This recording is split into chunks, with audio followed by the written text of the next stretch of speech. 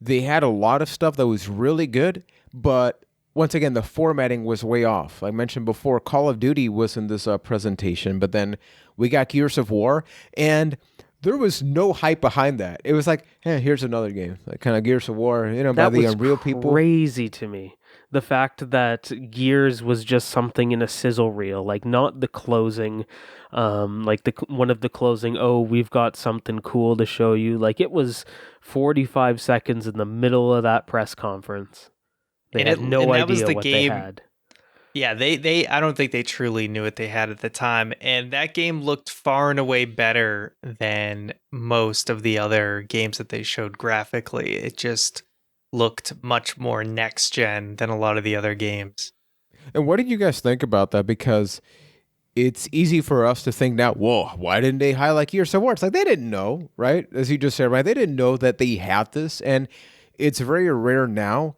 You look at new modern IPs like Horizon Zero Dawn, and you have a bunch of other games like that, but they were so deep into the generations where it is about that graphical fidelity that aside from the actual game being awesome, it's difficult to be visually impressed, right? But here we have the final leap from standard definition to high definition, and you look at something like Gears, which I didn't play Gears 1. I played 2 and 3 obsessively. I mean, Keith and I played Horde mode, man, for easily over 50, 60 hours. Days. Yeah, days worth.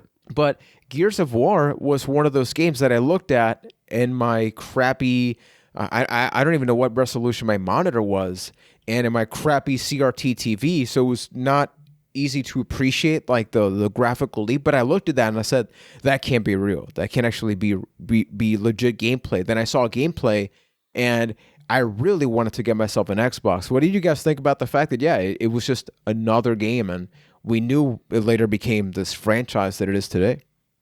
Because, I mean, at that point, I would have to assume, I mean, I don't have the development history in front of me, but I imagine Gears of War was just that tech demo that they showed. Like, it was in-engine, but not gameplay. So it was just something to present, like, hey, here's something that's pretty far out on the horizon, and this is the promise that the Xbox 360 is going to bring you. So it's easy to see why it was in the spot it was, but it's still crazy to think going back, because the hype did get there eventually once they started to have an actual game and people were like, oh wow, what this is amazing.